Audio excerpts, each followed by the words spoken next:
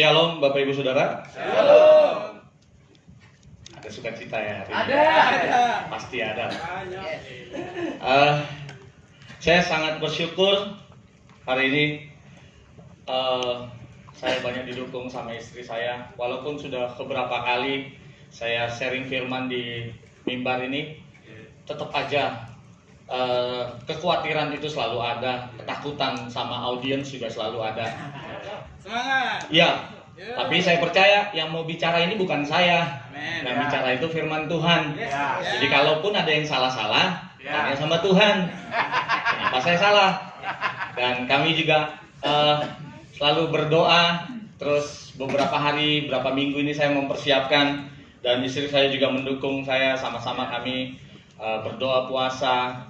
Karena saya percaya bahwa saya mau yang saya sampaikan ini bukan cuma pesan moral saya, bukan cuma pikiran saya, pengalaman rohani saya, tapi yang mau saya sampaikan adalah Tuhan mau ngomong apa buat saudara. Oke, sebelum kita mulai, kita berdoa dulu. Bapak, terima kasih, kami mengucap syukur Tuhan pagi ini. Kami percaya Tuhan, Engkau hadir di tengah-tengah kami untuk Engkau menyatakan kasih, kuasa, kehendak, dan kebenaran Tuhan atas hidup setiap kami. Ampuni kami Tuhan ketika ada pikiran-pikiran yang salah.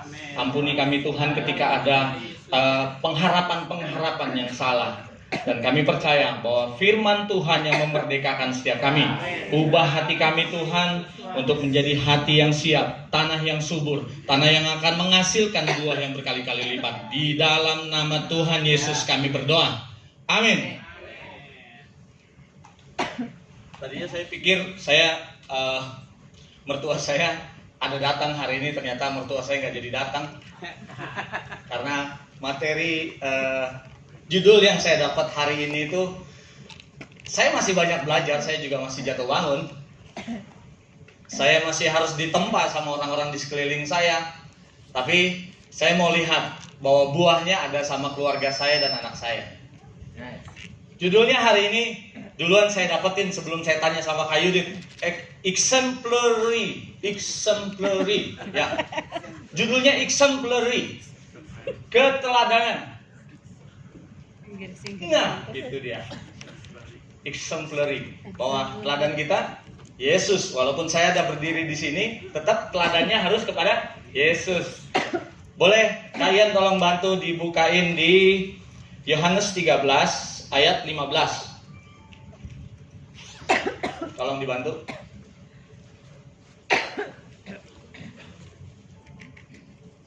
Ini tema dari judul saya.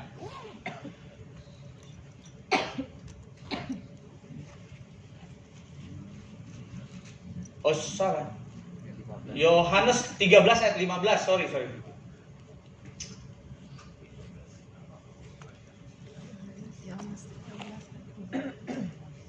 Sebab aku telah memberikan suatu teladan kepada kamu, supaya kamu juga berbuat sama seperti yang telah kuperbuat kepadamu. Jadi standarnya bukan teladan saya, Bapak Ibu Saudara. Standarnya tetap harus Yesus. Karena apapun yang Yesus lakukan itu yang harus kita lakukan. Dan harus standarnya adalah sama. Apakah saya bisa? Ayo sama-sama kita belajar. Caranya belajar gampang. Nanti kita pelan-pelan kita pelajarin bagaimana cara belajar keteladanan Yesus di dalam sebuah keluarga, di dalam sebuah masyarakat, di dalam sebuah komunitas. Oke, saya ngambil kata keteladanan. Balik ke slide saya kayaknya. Keteladanan.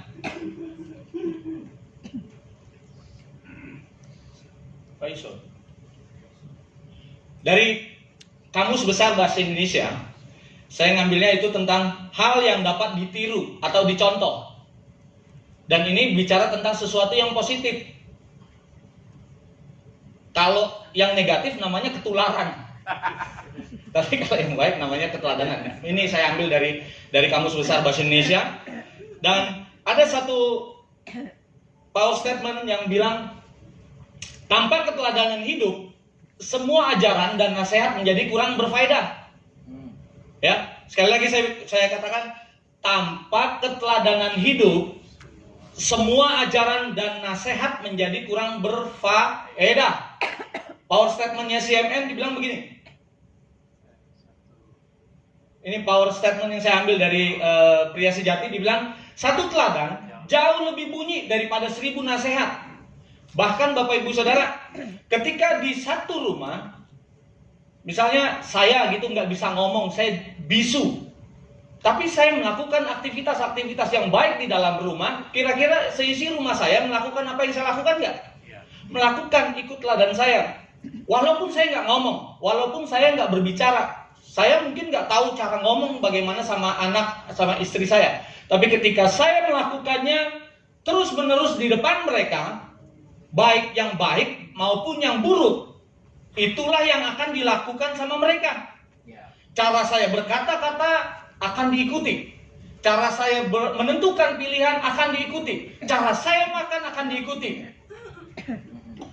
Apalagi sama anak-anak, Bapak Ibu Saudara, di masa keemasan mereka, ada yang dibilang child see, child do. Ya, apa yang anak lihat, itulah yang akan dia lakukan. Gak usah diajarin dia berbohong ketika bapaknya suka berbohong di rumah. Nah, bilang nanti ya, bapak gak ada. Nanti suatu hari ini orang akan menjadi pembohong yang luar biasa, bahkan bisa lebih hebat lagi dari kita. Dulu waktu saya masih sekolah, bapak saya udah merokok dari umur usia sekolah saya kelas 5 SD waktu itu. Saya sudah mulai merokok, saya curi-curi rokok bapak saya mungut-mungut rokok di mana-mana begitu kan, karena nggak punya duit kan. Anak kelas 5 SD jajannya mah terbatas banget. Terus suatu hari bapak saya ngelarang, "Woi, kamu jangan merokok." Katanya, dia ngerokoknya sambil ngelarangnya sambil begini. Kira-kira saya mau bertobat nggak, Bapak Ibu Saudara? Enggak, ngerokok saya makin rajin. Makin saya cari kesempatan untuk dia ngelarang saya ngerokok, tapi dia kayaknya enak banget ngerokok. Apalagi waktu habis makan atau sedang di ruangan pribadi. Ya, waduh enak bener katanya. Terus waktu saya beranjak sekolah, terus saya melihat setiap hari bapak saya main judi di rumah. Waduh, dia main judi di rumah. Terus saya waktu itu, "Pak, minta uang dong." Nggak ada, katanya, padahal di media judinya itu banyak sekali uang. Saya marah, saya bilang, suatu hari nanti ketika saya besar, saya nggak mau seperti bapak. Ternyata saudara, ketika saya sudah mulai punya uang, saya mulai nyebrang dari Ancol ke Pulau Air. Jadi kayak di film-film Choi Yun Fat begitu, naik di kapal pesiar begitu, terus nyebrang ke Pulau Air. Terus saya pikir-pikir, jahatnya saya main judi jauh lebih jahat dari bapak saya. Dan masih banyak lagi contoh-contoh lain. Jadi apa yang saya lihat, dan saya nggak suka sebetulnya, tapi itu yang saya lakukan. Bahkan kadang-kadang lebih dahsyat dari sumbernya. Iya, bapak saya cuma minum sekedar minuman-minuman biasa. Saya karena waktu itu punya pergaulan, mungkin jalannya lebih jauh, keliling-keliling Jakarta, kehidupan saya jauh lebih bebas. Bapak saya cuma minum minuman, saya minumnya yang aneh-aneh, bahkan yang saya sampai hisap dan saya sampai lakukan yang lain-lain. Jadi maksud saya, saudara, keteladanan ini investasi orang tua. Saya bilang investasi, dan jangan malas untuk melakukannya. Amin. Karena ketika kita malas melakukannya, enggan melakukannya, siap-siap. Jangan suatu hari, "Ya Tuhan, anak siapa ini?" katanya. Loh, hari-hari dia lihat kok. Apa yang kita lakukan, apa yang kita katakan, apa cara kita berpikir tentang masa depan pun dia ikutin kok.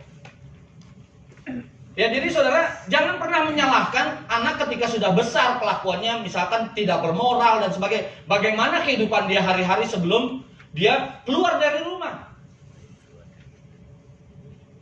Oh, belum apa-apa saya udah kenceng begini. Sabar, Pak. Sabar. Tarik nafas. Iya. Nah, jadi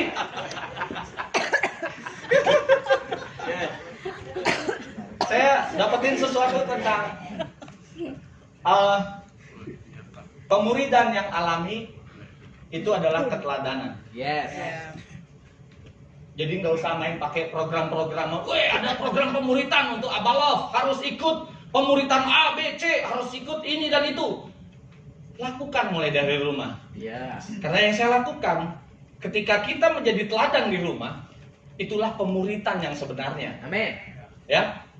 Jadi bagaimana cara kita mengajarkan anak kita cara memperlakukan istrinya nanti, misalkan anak saya laki-laki ya.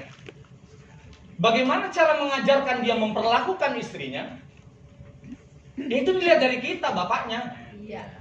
Bagaimana dia memperlakukan wanita, itu dia selalu lihat bagaimana bapaknya memperlakukan ibunya. Betul. Yes. Jadi suatu hari ketika keluarga rumah tangga anak-anak bapak ibu saudara melakukan hal-hal yang tidak benar di rumah tangganya, ayo koreksi. Koreksi, jangan juga putus asa. Ayo balik sama Tuhan, bertobat sama-sama, minta ampun sama anak kita karena pernah memberikan teladan yang tidak baik tentang bagaimana memperlakukan istri, tentang istri bagaimana memperlakukan suami, bagaimana istri hormat sama suami, itu dicontoh sama anak-anak kita. Ya. Jadi hati-hati Bapak Ibu Saudara, investasi ini bukan suatu yang murah, mahal sekali efeknya. Ya. Bahkan kalau waktu kecil kita, maksudnya waktu anak kita masih kecil, kita mencari uang, wah gila-gilaan semua urusan aktivitas teladan anak diserahkan kepada pembantu. Waduh, bukan tidak mungkin suatu hari anakmu yang akan menghabiskan uangmu. Pasti. Karena mentalnya diajarin, nah minta dong sama papa, bibi mau beli ini beli ini. Jadi suatu kerjanya mungkin morotin terus jadinya. Suatu hari dia nggak punya teladan bagaimana bapaknya mendidik dia.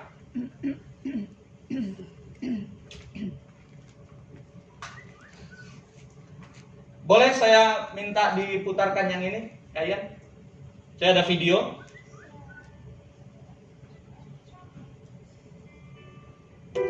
Enak kalau khotbah ada videonya jadi lebih singkat. Gak usah diomongin, gak usah semangat.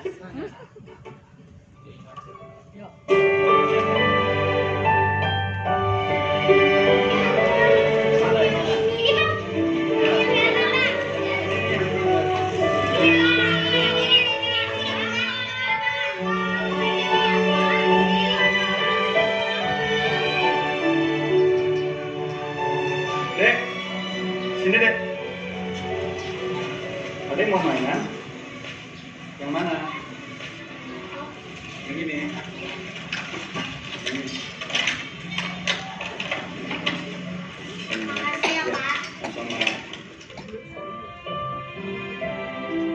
Dulu aku selalu bertanya,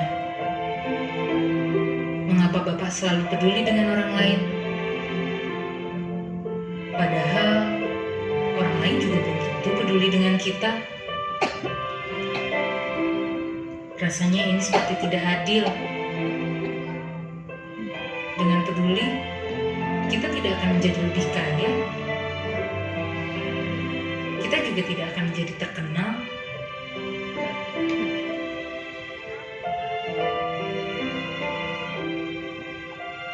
Aku tidak ingin menjadi seperti Bapak.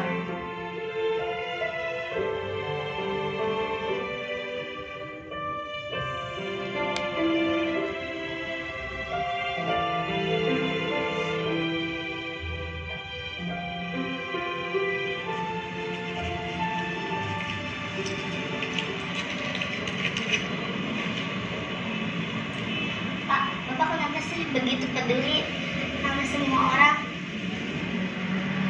Karena peduli itu tidak membekas di sini, tapi di sini. Lebih baik kita memberikan sesuatu yang kekal daripada yang bersifat sementara, yang hanya bisa dinikmati sesaat. Ya, Nak ya?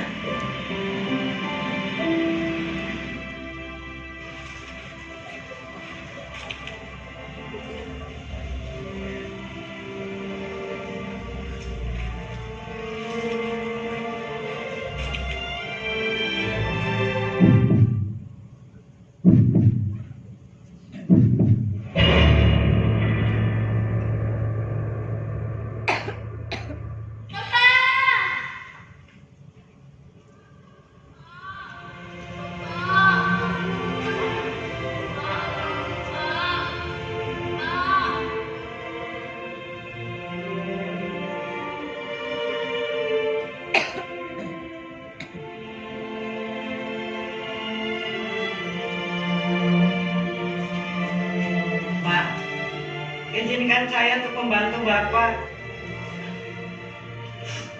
Bapak sudah sering membantu saya. Saya harus membalas budi baik Bapak. Saya ikhlas, Bu. Saya tahu penyakit saya sudah lama tidak bisa sembuh. Lebih baik saya pergunakan sisa hidup saya untuk sesuatu yang kekal dan berguna bagi orang lain.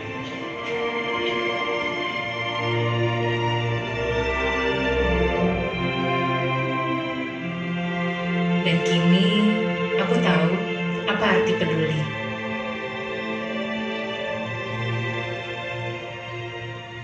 Ini buat kamu.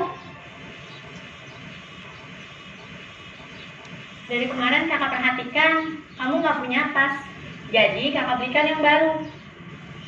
Makasih ya kak. Sama-sama. Belajar yang rajin ya. Kak,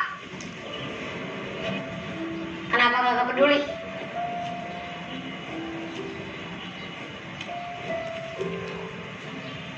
Karena peduli, tidak membekas di sini,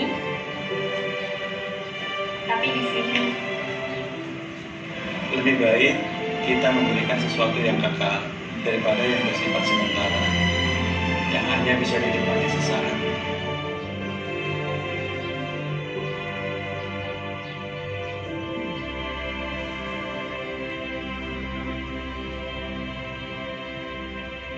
Oke, boleh terharu sebentar. Ya, saya ingat khotbah Pak Nandis minggu lalu tentang kita harus membangun sesuatu yang kekal, yang bisa dinikmati sama orang lain, daripada membangun yang sesuatu yang tidak kekal. Jadi hari ini saya tadi menyaksikan bahwa bapaknya nggak terlalu banyak ngomong tentang bagaimana dia harus diteladanin, tapi dia melakukan aja depan anaknya. Dan dia bilang apa tadi? Kepedulian itu tidak membekas di sini, tapi di sini. Terus diingat sampai dewasa nanti dan itu akan menular. Dia lakukan keteladanan di rumah, terutama bapak. Ketika di rumah tangga kita misalnya tidak ada bapak jasmani, ibu pun bisa. Dengan urapan bapak, dengan kasihnya bapak, ibu pun bisa. Lakukan terus. Jangan bosan-bosan, jangan enggan-enggan. Karena ini investasi. Investasinya bukan cuma di dunia, Bapak Ibu Saudara. Ini investasi yang kekal. Dan ini, waduh luar biasa. Maksudnya gini, bukan cuma manusia nanti yang akan balas, Tuhan yang balas. Jadi nggak usah sungkan-sungkan Bapak Ibu Saudara untuk melakukan segala sesuatu itu. Oke, kita kembali ke slide saya. Pemuritan yang alamiah adalah keteladanan. Kita lihat dari apa yang diajarkan Yesus dari Matius 28 ayat 20a, dan dibilang gini, dan ajarkanlah mereka segala sesuatu yang kuperintahkan kepadamu. Ya, ini cerita tentang amanat agung. Pergi jadikan segala bangsa muridku, baptis mereka dalam nama Bapa, Anak dan Roh Kudus, dan ajarkan mereka segala sesuatu yang kuperintahkan kepadamu. Apakah segala sesuatu yang diperintahkan Tuhan sama kita? Ya, segala sesuatu yang Tuhan Yesus lakukan. Dan di dalam 1 Korintus 3 ayat 10 sampai 12, boleh kalian Gary tolong dibukain 1 Korintus 3 ayat 10 sampai 12.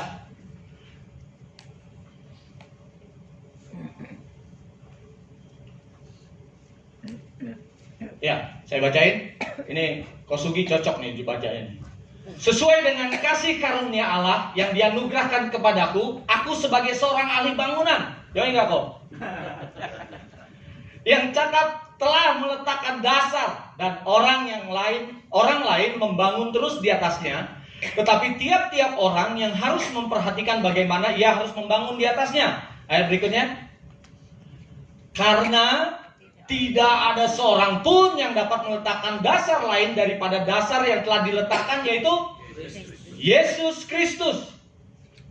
Jadi Bapak Ibu Saudara, ketika kita meletakkan seperti yang minggu lalu Pak Nandis khotbahin tentang pondasi, pondasinya satu-satunya cuma Yesus. Semua hidupnya Yesus. yang harus kita lakukan. Semua perintahnya Yesus. Segala sesuatu yang kuperintahkan kepadamu, katanya. Apalagi? Karakternya Kristus. Cara hidupnya Kristus. Karena dia bilang, dasarnya harus Kristus. Jadi semua hidupnya Kristus itulah dasar hidup kita. Amin. Cuman satu-satunya katanya. Ayat berikutnya. Entahkah orang membangun di atasnya dasar ini dengan emas, perak, batu permata, kayu, rumput, kering, ataupun jerami. Dan ini nanti akan diuji. Segala sesuatunya ketika kita membangun. Dan inilah yang akan kelihatan Bapak Ibu Saudara. Yang akan dilakukan sama orang lain lewat keteladanan kita. Entahkah kita membangunnya dengan cara hidup yang benar. Entahkah kita membangun fondasi ini dengan cara yang asal-asalan. Orang-orang sekeliling kita akan melihat kita. Jadi jangan sembarangan dengan hidupmu. Karena setiap hidup kita dilihat sama orang lain.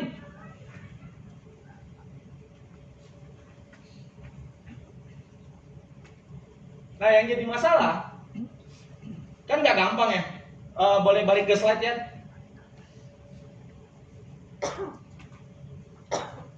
Ini yang harus kita bangun di atasnya, yaitu juga karakter Kristus, mulai dari Matius 5 sampai dengan Matius 7 tentang khotbah di bukit.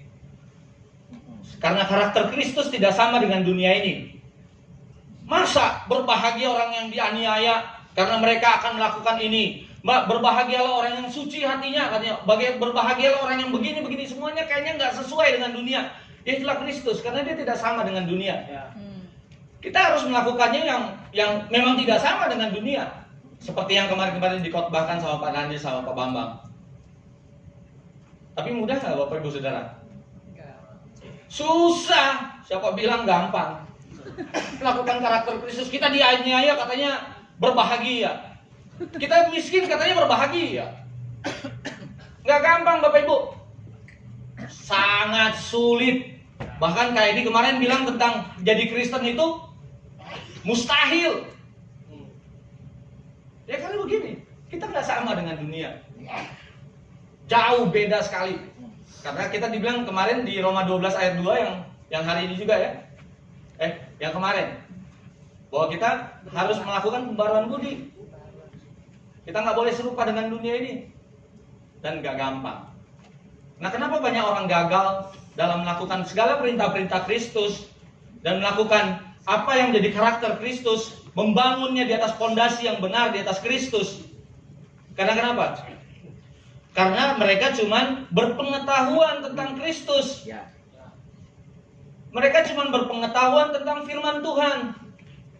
Cuma tahu baca. Mungkin ada yang di sini yang sudah dari kecil, dari lahir sudah Kristen, terus diajarin hafal ayat dan sebagainya. Tapi ingat Bapak Ibu Saudara, iman tanpa perbuatan mati. Nah, apa yang murid-murid sampai sekarang kita bisa jadi percaya sama Kristus karena murid-murid melakukannya boleh kita lihat di Matius 4 ayat 19. Ini kemarin juga dikhotbahin sama Pak Nandis. Matius 4 ayat 19. Di sini ada kata kuncinya. Kenapa kita bisa berhasil melakukannya? Yesus berkata kepada mereka, "Mari, ikutlah aku. Dan kamu akan kujadikan penjala manusia." Jadikan penjala manusia itu mengerikan Bapak Ibu Saudara. Iya, kita ngomong mah gampang. Baru untuk kenalin orang ke Yesus saja misalnya, kita siap-siap. Mungkin nanti dibilang kristenisasi dan sebagainya. Saya pernah ngalamin sampai dikejar-kejar orang. Tapi apa yang membuat murid-murid bisa berhasil membuat satu kegerakan besar di dunia ini sampai miliaran orang percaya sama Kristus? Yesus cuma bilang gini, "Mari, ikutlah aku." Kalau saya bilang sama Pak Tony, dia bilang, "Pak Tony mau kemana? Mau ke Mall Epicentrum. Boleh nggak saya ikut?" Boleh, cuma sekedar sampai ke Mall Epicentrum. Tapi saya nggak hidup dengan dia sama-sama. Tapi murid-murid waktu dibilang sama Yesus, "Mari, ikutlah aku." Itu bicara tentang tinggal sama-sama dengan aku. Hidup sama-sama dengan aku. Lihat keteladananku hari demi hari. Bagaimana saya waktu lapar. Bagaimana ketika saya sedih? Bagaimana ketika saya marah? Murid-murid lihat gak? Lihat 3,5 tahun. Karena kalau dia tidak lihat karakternya Kristus, dia tidak hidup sama-sama dengan Kristus, dia cuma diajarin sama Kristus khotbah di bukit doang, semuanya frustasi. Semua frustasi. Bagaimana dia menghadapi angin badai? Bagaimana dia menghadapi ada orang yang kesurupan 2000 setan itu? Wah, stres. Tapi ketika murid-murid lihat teladan Yesus 3,5 tahun dalam hidupnya, mereka bilang, ya saya nggak bisa, tapi Yesus bisa. Yesus ada dalam saya, berarti saya bisa. Ya. Gitu. Karena fondasinya udah jelas, Kristus. Jadi Bapak Ibu Saudara, ayo, ini kita harus sama-sama mengalami Kristus hari demi hari, tinggal sama-sama. Yang kemarin diajarin sama Kak Edilio tentang Hafruta. Itu tentang konsep pertemanan. Hidup sama-sama. Kemarin Mas Bambang ngajarin tentang ada yang cuman di pekarangan, ada yang di ruang tamu, ada yang sampai masuk kamar katanya. Ya. Itu bicara tentang ikutlah aku. Lihat nih, saya sampai dalam-dalamnya kalian bisa tahu gitu loh. Waktu saya marah, bagaimana saya marah. Waktu saya ada konflik, bagaimana saya mengatasi konflik. Respon saya saat konflik. Nah, ketika kita melakukan Hafruta, Tuhan bilang apa? Di mana 2 atau 3 orang berkumpul di dalam namaku, aku ada di tengah-tengah mereka. Jadi ketika kita melakukan hal, misalnya lakukan Hafruta itu misalkan gini, kita saling mengaku dosa, kita saling mendoakan, kita saling mengampuni. Kira-kira Kristus hadir nggak? Hadir. Waktu kita sama-sama melakukan, terus membawa Kristus kemana-mana, orang lain lihat nggak? Lihat. Terutama anak dan istri kita. Gak usah diajarin tentang bagaimana cara berdoa sama anak. Kalau bapaknya setiap hari berdoa. Gak usah sampai pusing-pusing kita. Nah, baca firman. Boleh tanya sama istri saya harus teriak-teriak kah untuk ngajarin anak saya baca firman tiap pagi? Kalau saya ajak langsung dia beraktivitas, dia langsung protes. Enggak Pak, saya baca firman dulu. Ya, karena dia setiap hari lihat bapaknya baca firman. Saya nggak usah pakai standar-standar yang lain. Saya bilang, nah, baca firmannya. Firman itu penting. Ya penting, tapi kalau saya nggak melakukan, nggak bakalan dia lakuin. Setiap hari dia pasti akan, bapak aja cuman waktu bangun langsung bacanya WhatsApp, bacanya media sosial. Yang nggak, kita sembunyi-sembunyi pun pasti tahu. Gak mungkin gak tahu. Dan hati-hati, kemunafikan juga menular. Karena kalau kita melakukan itu, kita munafik depan anak kita, depan istri kita. Itu pun bisa menular, saudara.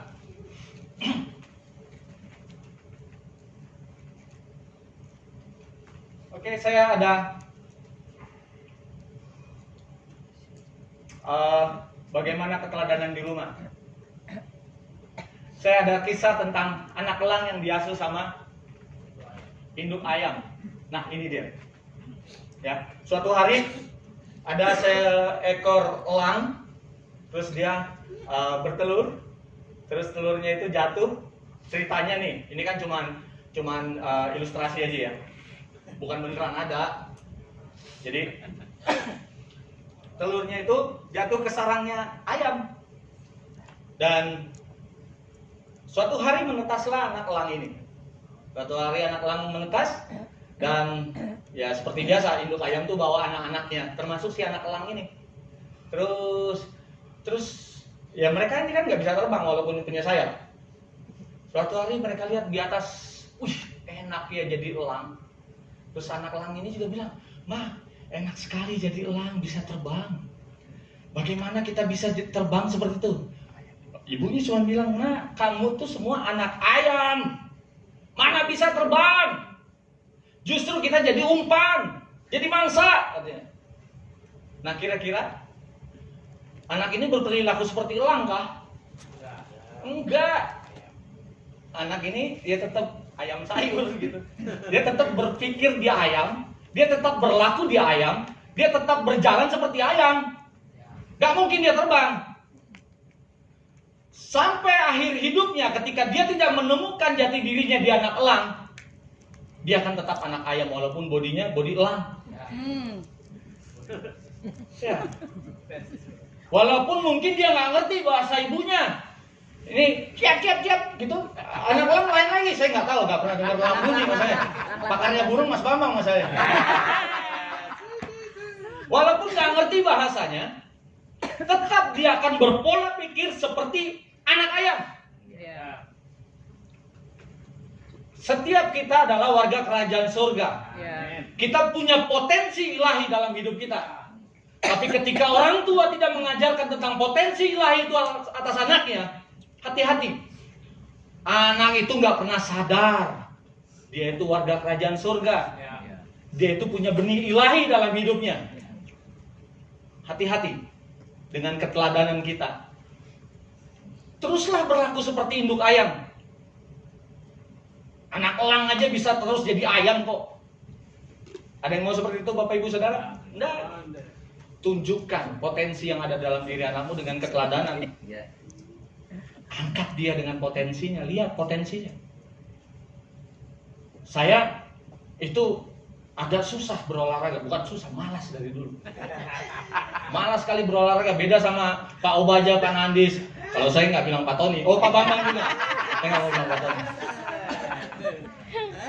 Suatu hari saya marah sama anak saya, "Nak, kamu bergerak dong, olahraga dong." Dia enggan. Terus suatu hari dia komplain sama mamanya, dia bilang gini, "Ngapain sih tuh orang main bola? Satu bola direbutin banyak orang, gak ada kerjaan." Ya karena saya nggak pernah dilihat dia berolahraga, saya taunya malas-malasan mungkin yang dia lihat. Nah jadi itulah kekuatan dari keteladanan Bapak Ibu Saudara. Jadi jangan main-main dengan sikap hidupmu di rumah. Jangan main-main dengan sikap hidupmu ketika hidupmu ditentukan untuk jadi teladan bagi orang lain. Misalkan jadi pemimpin komsel kah, menjadi pemimpin rumah tangga kah, menjadi pemimpin di gereja kah, hati-hati dengan sikap hidupmu. Coba kalau misalnya Mas Bambang orangnya sembrono, ya, terus suka berkata-kata sia-sia depan kita misalkan. Apa enggak kita jadi jemaat yang sembrono dan berkata-kata sia-sia? Pasti lambat laun pasti akan seperti itu. Walaupun misalkan yang di sekeliling Mas Bambang baik-baik, misalnya seperti saya agak baik-baik. Tapi tetap yang dilihat itu Pak Bambang. Makanya setiap kita harus hati-hati dengan sikap hidup kita. Orang lihat teladan hidup kita.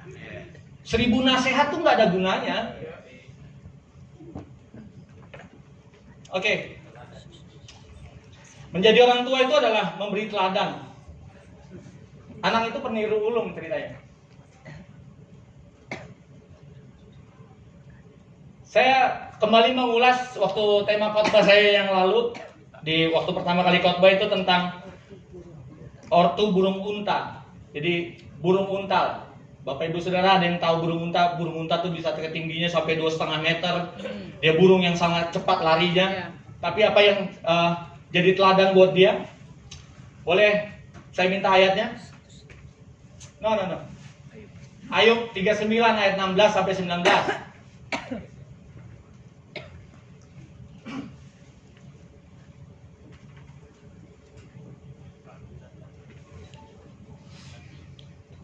Dengan riang sayap burung unta berkepak-kepak, tetapi apakah kepak dan bulu itu menaruh kasih sayang? 17. Sebab telurnya ditinggalkannya di tanah dan dibiarkannya menjadi panas di dalam pasir. 18. Tetapi lupa bahwa telur itu dapat terpijak kaki dan diinjak-injak oleh binatang-binatang liar. Ia memperlakukan anak-anaknya dengan keras seolah-olah bukan anaknya sendiri. Ia tidak peduli kalau jerih payahnya sia-sia. Ini teladan burung unta, saudara. Ya, dia begitu selesai bertelur, dia taruh aja sembarangan di pasir, biar panas sendiri sama pasir. Dia nggak peduli nanti telurnya itu menetas atau enggak. Dan dia nggak peduli telurnya itu ketika menetas dia kasih makan, dapat makan apa juga dia mungkin kayaknya kurang peduli dari cerita ini. Dia bertumbuh besar. Bapaknya melakukan disiplin. Moral-moral diajar, disiplin terus, tapi tanpa kasih, tanpa kepedulian. Kira-kira akan jadi anak yang seperti apa? Ya tetap anak burung unta, dia begini lagi. Ya, dia nggak peduli lagi sama anak-anaknya nanti, dia nggak peduli sama keturunannya. Hati-hati, jangan seperti burung unta, tapi jadilah seperti burung Raja Wali. Kembali ke slide kayak. Boleh kita baca di Ulangan 32 ayat 11.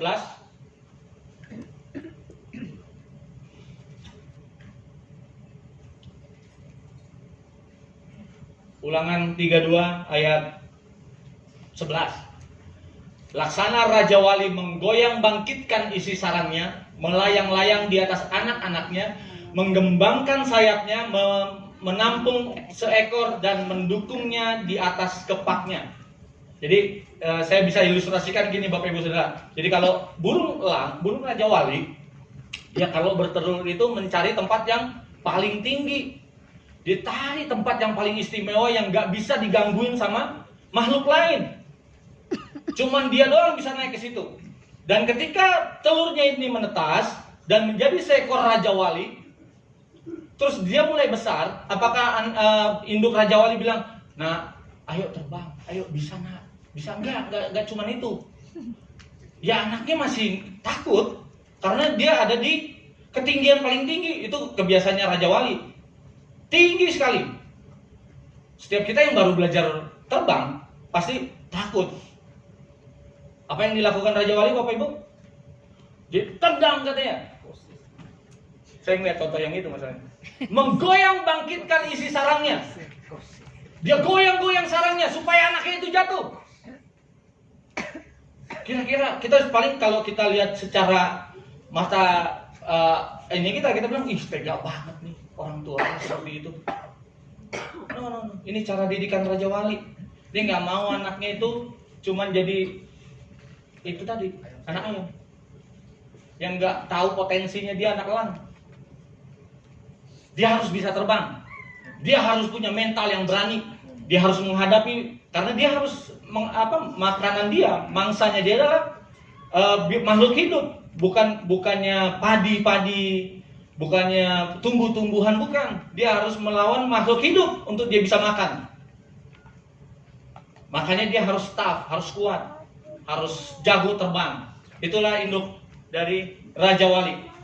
Oke, saya tambahin ke bagaimana menjadi teladan. Oh, saya ada tambahan ayat. Boleh Bapak Ibu Saudara baca di Amsal 20 ayat 7. Ini langsung dari terjemahan baru ya. Dia bilang gini, orang benar yang bersih kelakuannya, berbahagialah keturunannya. Orang benar yang bersih kelakuannya, berbahagialah keturunannya. Jadi kalau kita benar, kita bersih kelakuan kita, berbahagialah keturunan kita. Dan di terjemahan bahasa Indonesia masa kini, ya benar ya, BIMK, bahasa Indonesia masa kini dibilang gini, anak-anak yang beruntung jika mempunyai ayah yang baik dan hidup kudus. Jadi ketika kita hidup baik, ketika kita hidup kudus, terutama bapak-bapak di sini ya, karena di bahasa Indonesia masa kini dibilang tentang ayah. Anak-anak yang beruntung, generasi yang beruntung, keturunan yang beruntung. Kalau apa? Bapak-bapaknya beres, orang tuanya beres, hidup kudus. Jadi jangan pernah mimpi punya anak baik kalau hidup kita nggak benar. Omong kosong. Nanti baru kalau kena batunya, baru dia waduh, menyesal saya dulu. Enggak. Ya tapi puji Tuhan, ada cara Tuhan untuk setiap orang yang terpilih, dia akan balik benar. Iya. Saya juga dari generasi yang mungkin orang tua saya asal-asalan, mungkin orang tua saya tidak hidup benar. Tapi sekarang puji Tuhan saya lihat perubahan hidupnya banyak sekali. Tapi apa Bapak Ibu Saudara? Kalau saya mau melihat anak saya udah benar, jadi keturunan yang beruntung. Ayo investasikan waktu saudara. Jangan kita minta anak kita baik, anak kita nggak bermasalah masa depannya, terus orang yang nggak antusias dan sebagainya, tapi hidup kita nggak bener. Ya enak bener hidupnya. Ya, kita mau berusaha, mau punya usaha yang lebih besar, itu kita harus investasi. Nggak ada orang yang cuman beruntung terus, nggak ada. Harus ada action yang dilakukan, dan harus ada yang kita lakukan di depan anak kita. Dia lihat teladan kita, bagaimana berumah tangga, bagaimana cara mengelola keuangan, bagaimana cara hidup, bagaimana cara bergaul. Semua itu dilihat dari kita, teladannya orang tua. Ya. Kemudian keteladanan di pelayanan. Boleh bantu dibukain di Ibrani 13 ayat 7 sampai 8. Waktu saya 15 menit lagi ya. Karena sebentar habis ini ada ibadah bridge. Jadi saya agak dipercepat sedikit. Keteladanan dalam pelayanan. Ingatlah akan pemimpin-pemimpin kamu yang telah menyampaikan firman Allah kepadamu. Perhatikanlah akhir hidup mereka dan contohlah iman mereka. Yesus Kristus tetap sama baik kemarin maupun hari ini dan sampai selama-lamanya. Ada 3 poin yang saya catat di sini. Yang pertama, ingatlah pemimpin rohanimu. Karena pengurapan pun, berkat pun, itu turunnya dari kepala dulu. Ingatlah akan pemimpin-pemimpin rohanimu. Bukan saya bilang sama anggota komsel saya, ingat saya dong kalau makan, ingat saya dong kalau dapat happy-happy. Enggak, bukan tentang itu. Lihat teladan pemimpin-pemimpin hidupmu, pemimpin-pemimpin rohanimu. Perhatikan akhir hidup mereka dan contohlah iman mereka. Dan yang pasti, ketika kita memperhatikan hidup mereka, ketika kita melakukan apa yang mereka lakukan dan kita memperhatikan akhir hidup mereka dan contoh iman mereka, keluarga kita pun akan diberkati. Karena apa? Kita akan diikuti juga oleh orang lain. Dan kalaupun pemimpin rohanimu, tanda kutip, tidak bisa ditiru, tidak bisa diteladanin, karena mereka juga manusia, kita harus sama-sama nih melakukan keteladanan sama-sama. Ingat di ayat 8-nya dibilang, mana tadi? Ketika pemimpin-pemimpin rohanimu, orang-orang yang kau teladani, orang-orang yang kau tiru hidupnya, imannya, tidak bisa sesuai dengan ekspektasi saudara, jangan dikecam, jangan dinyinyirin dan sebagainya. Enggak, ayo sama-sama bangun dia. Karena di ayat 8 dibilang gini, Yesus Kristus tetap sama, pemimpin saudara nggak sama. Bisa kadang-kadang mungkin ada yang mudi, ada yang lagi ngedrop dan sebagainya, bisa jadi. Mungkin kondisi ekonominya lagi kurang baik, bisa jadi. Mungkin saat itu lagi emosinya tinggi, bisa jadi. Mungkin saat itu sedang sakit, butuh ditolong, bisa dikuatkan, bisa jadi. Tapi apakah itu mempengaruhi hidup saudara? No. Yesus Kristus tetap sama, lihat teladannya dia. Pemimpinmu belum tentu bisa terus sama, stabil terus, dia baik terus depan saudara, belum tentu. Karena banyak orang yang meneladani pemimpinnya bulat-bulat, maksudnya saklek sekali. Itu banyak kan kecewa, masa pemimpin begitu, masa bapak begitu. Ngakunya bapak, ngakunya pemimpin rohani, kelakuan sama aja. Kadang kita begitu ya saudara ya. Tapi balik lagi ke sini nih, ke yang tadi awal, bahwa fondasinya adalah Kristus, dasarnya Kristus. Jadi kalau kita lihat pemimpin kita tidak sesuai pengharapan kita, balik lihatnya Kristus. Menangnya lewat apa? Ya baca firman supaya tahu itu. Jangan terlalu nuntut juga. Ya bukan saya karena ada di posisi kepemimpinan terus saya nggak mau dituntut, enggak. Ayo kita sama-sama belajar. Teladan kita Kristus. Ketika kami dalam kondisi lemah, ingatkan kami tentang karakter Kristus, hidupnya Kristus, teladannya Kristus. Saudara boleh loh. Ayo, tapi ada caranya untuk mengingatkan. Kadang-kadang kan pemimpin agak egois. Weh, duluan saya tahu itu katanya. Atau, weh, saya lebih senior rohani. No, ayo. Itu makanya kita ada dalam keluarga. Hidup dalam keluarga itu, saya juga boleh ngingetin bapak saya, Pak, kurangin yang begadang. Gak baik misalnya. Terus kurangin, bapak saya masih merokok. Kurangin merokok, karena sampai sekarang juga susah bener disuruh berhenti merokoknya. Harus ikut PKS. Ya, tapi itu yang kita bisa ingetin. Ayo, Pak, standar kita Kristus. Teladan kita Kristus. Jadi, karena kadang gini ya, saudara. Waktu kita nginjilin orang, percaya sama Yesus, yang dilihat dulu, dia jadi pengikutnya siapa dulu? Jadi pengikut kita dulu. Waktu itu kita nginjilin orang, tentang Yesus itu baik, tentang Yesus itu adalah anugerah, tentang Yesus itu, wah banyak sekali. Tapi hidupmu bagaimana? Kira-kira orang mau ikut nggak? Perbaiki dulu juga karaktermu sambil berjalan. Sambil sama-sama kita belajar karakternya Kristus. Kadang-kadang kita, misalnya, kehidupan keuangan kita juga masih belajar banyak. Terus tiba-tiba ada orang yang kehidupan keuangannya hancur-hancuran, kita nasihatin dia macam-macam. Suatu hari bukannya nggak mungkin dia tahu kehidupan keuangan kita.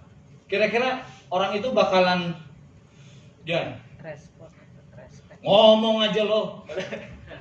Ya udah pasti begitu. Karena dia lihat teladannya kita dulu. Ayo sama-sama kita belajar. Kita belajar, yuk bagaimana cara Yesus memperlakukan uang. Bagaimana cara Yesus dalam kehidupan saling ini setiap hari loh, mereka 3,5 tahun jadi teladan. Yuk kita lihatnya Kristus. Jangan lihat pemimpin-pemimpin rohani saudara yang kalau tidak sesuai dengan pengharapan. Tetap lihatnya Kristus.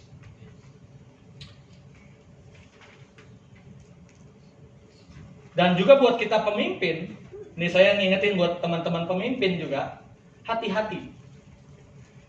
Tanpa keteladanan, kita akan menyesatkan di gereja. Kita akan menjadi batu sandungan buat orang. Dan bisa membuat orang itu juga mungkin, ngapain saya tinggal di gereja ini? Karena ketika pemimpin tidak bertanggung jawab dengan keteladanannya, itu akan merusak cara pandang orang tentang gereja. Karena pemimpin adalah pusatnya di depan. Misalnya, contohnya ya, di gereja rajin sekali berdoa. Wah, berdoa, ayo bahwa strategi yang terbaik bagi pertumbuhan gereja kita adalah doa. Wih, di rumah berdoa nggak? Tanya sama anaknya, papa pernah berdoa? Enggak. Terus kita ngajarin tentang orang hal berpuasa. Terus di rumah tanya, bapak pernah puasa? Enggak. Hati-hati. Yuk kita sama-sama, maksudnya setiap bapak ibu saudara itu juga jadi pemimpin. Minimal di rumah tangga. Jadi teladan buat anak. Jangan berlaku munafik. Munafik itu lama-lama tahu. Hati-hati dengan hidup kita. Jadi, ayo kita sama-sama mau dibangun. Kita sama-sama mau meneladani caranya Kristus hidup. Yaitu ngalamin Kristus tiap hari caranya. Karena kita kan nggak bisa lihat langsung Kristusnya nih. Jadi cara meneladani Kristus, yaitu meneladaninya sama-sama. Ngaku dosa, ngalamin Kristus sama suami istri, atau sama kakak adik, atau sama orang tua dengan anak dan sebagainya. Lo ngalamin Kristus setiap hari. Kita berdoa, ngaku dosa, mengampuni, terus alamin terus, itu akan menular ke orang. Dan orang lain akan lihat Kristus di tengah-tengah kita. Nggak usah pakai belajar banyak-banyak tentang Yesus itu bagaimana ya? Kenapa dia dibilang maha suci? Kenapa? Waduh. Sampai kita jadi jemaah gereja YouTube Indonesia. Kita cari pengajaran-pengajaran tentang Yesus yang banyak gitu kan. Sampai yang nyeleneh pun kita pelajarin. Akhirnya kita nggak ngerti cara ngejelasin Kristus. Karena kenapa? Kita nggak ngalamin Kristus. Kita berpengetahuan doang tentang Kristus. Ayo alamin terus, suami istri alami Kristus di rumah tanggamu. Anak orang tua alami Kristus di rumah. Ketika ada pengampunan, ketika ada doa, ketika ada pengakuan dosa hari demi hari, Kristus hadir. Kristus hadir akan menyatakan teladannya buat hidupmu. Dan itu akan dilihat orang. Itu yang paling penting. Oke. Bagaimana menjadi teladan di masyarakat? Karena kita juga perlu jadi teladan di masyarakat ya. Ini bahasa halusnya untuk kita menjangkau orang lah. Karena setiap kita ikut Kristus, kita harus jadi apa? Penjala manusia. Bolehkah yang bukain Filipi 4 ayat 4 sampai 6? Ini udah ayat terakhir kok. Nah, lanjut. Udah mulai ngos-ngosan saya. Oke, Filipi 4 ayat 4 sampai 6. Bersukacitalah senantiasa di dalam Tuhan. Sekali lagi kukatakan bersukacitalah. Ayat 5. Hendaklah kebaikan hatimu diketahui semua orang. Tuhan sudah dekat. Tuhan sudah dekat tuh maksudnya waktu kiamat bukannya mau nyampe, belum. Maksudnya gini, ketika kita bersukacita senantiasa di dalam Tuhan dan kebaikan hatimu diketahui semua orang, Tuhan sudah dekat sama orang itu. Ya? Ketika kita bersukacita dalam keadaan apapun, dalam kondisi susah maupun senang, kita bersukacita, katanya senantiasa loh. Bukan dibilang kalau kamu lagi senang bersukacitalah, kalau lagi enggak jangan. Enggak kan?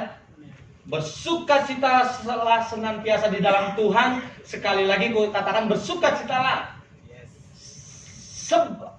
Ayat 5-nya. Hendaklah kebaikan hatimu diketahui semua orang. Tuhan sudah dekat sama orang itu. Ayo, lakukan. Jadi gak usah ngomong banyak-banyak tentang Tuhan kalau Tuhan gak bisa mereka lihat di antara kita, di dalam kita. Caranya untuk menceritakan Tuhan buat orang lain, lakukan, hadirkan Tuhan di tengah-tengah kita, di dalam kita, di antara kita. Orang lain akan lihat Tuhan dan dibilang, Tuhan sudah dekat. Ini bukan tentang hari kiamat loh ya. Kemarin saya pengertiannya tentang hari kiamat. Ayo berbuat baik, kiamat sebentar lagi. Bukan. Ketika orang lain lihat teladan kita, Tuhan sudah dekat sama orang itu. Ayo lakukan. Ini harus bersama-sama.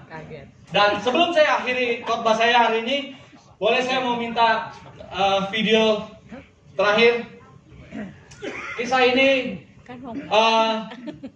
cerita setelah kita nonton film. Mungkin ada yang pernah nonton ya, Pay It Forward. Ya, lakukan dulu. Bayar dulu, terus orang lain akan melakukan. Bayar harga dulu, orang lain akan melakukan. Bayar harga dulu, orang lain akan melakukan.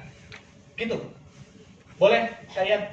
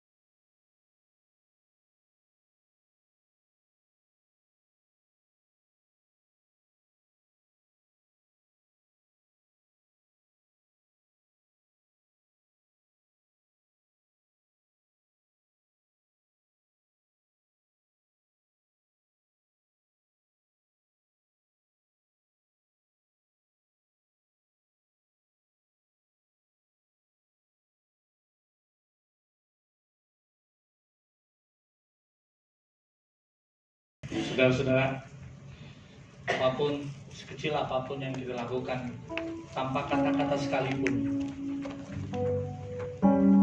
akan membuat orang lain di sekeliling kita akan melakukan hal yang baik juga. Keluarga kita, anak-anak kita, lakukan aja apapun, sekecil apapun, lakukan aja. Lakukan aja. Karena itu akan berdampak bagi sekelilingmu, berdampak bagi komunitasmu, berdampak bagi rumah tanggamu. Ini baru tanpa kata-kata aja bisa seperti itu, walaupun ini hanya ilustrasi. Bagaimana kalau kita melakukannya dengan perkataan firman? Bagaimana kalau kita memperkatakannya dengan kuasa? Bagaimana kita memperkatakannya sebagai kita warga kerajaan surga? Apakah itu akan lebih luar biasa lagi bagi hidup Bapak Ibu Saudara dan sekelilingmu?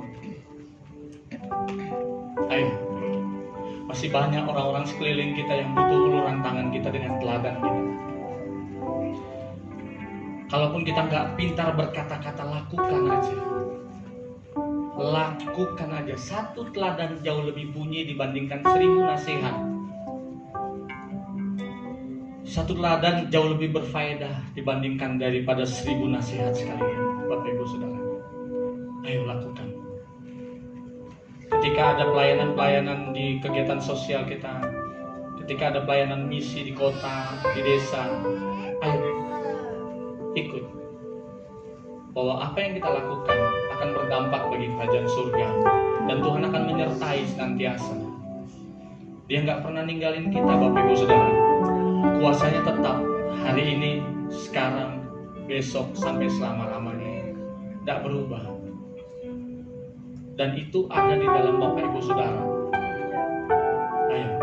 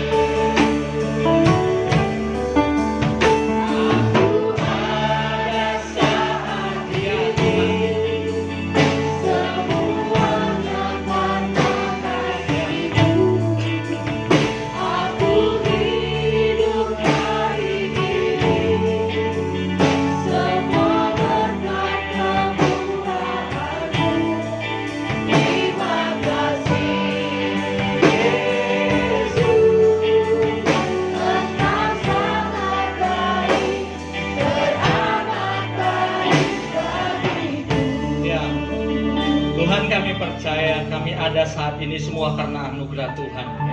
Maka apa yang kami alami saat ini, Tuhan, biarlah Tuhan terus berkehendak atas hidup kami. Kami mau menjadi teladan Tuhan terhadap sesama kami. Kami mau menjadi teladan Tuhan dalam komunitas kami. Kami mau melakukan hal-hal kecil sekalipun Tuhan, supaya orang lain melihat Kristus ada di dalam kami. Kami rindu Tuhan kehidupan anak-anak kami, rumah tangga kami Tuhan ada di dalam teladannya Kristus. Supaya setiap orang yang melihat hidup kami, setiap orang yang melihat rumah tangga kami, setiap orang yang melihat komunitas kami, mereka melihat Kristus. Dan kami percaya Tuhan, ketika orang lain melihat itu Tuhan, Tuhan sudah dekat bagi orang itu. Berkati Tuhan setiap pelayanan-pelayanan yang ada Tuhan. Kau yang memberikan kekuatan kepada kami untuk menjadi teladan yang benar, supaya keturunan kami beruntung Tuhan. Terima kasih Bapa. Terima kasih, segala kemuliaan hanya bagi nama-Mu Tuhan. Di dalam nama Tuhan Yesus, setiap yang percaya katakan amin.